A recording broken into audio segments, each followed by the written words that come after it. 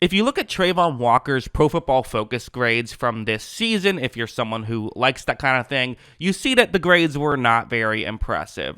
58 overall defensive grade, pass rush grade of 58.6. The coverage was weirdly his bright spot at 73.5, but as a whole, it was a bit underwhelming. However, if you remember what we thought about Travon Walker, he was someone who is this great athlete who maybe doesn't have the technique down just yet.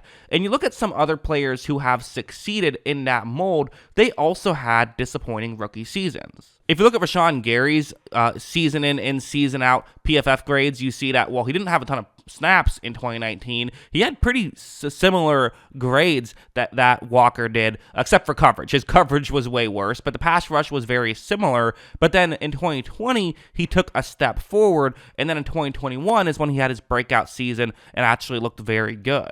Another similar guy is Danielle Hunter. These are his grades.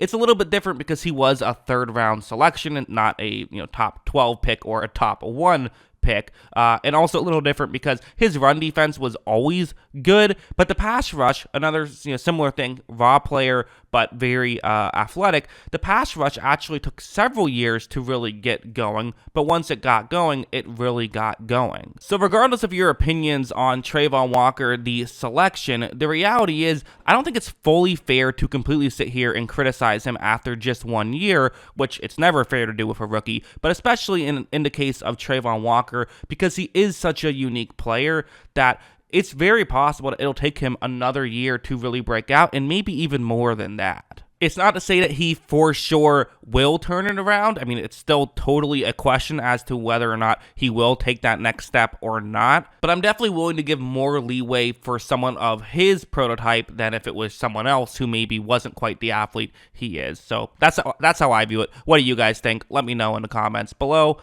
Always love hearing from you. And of course, as always, thanks for watching.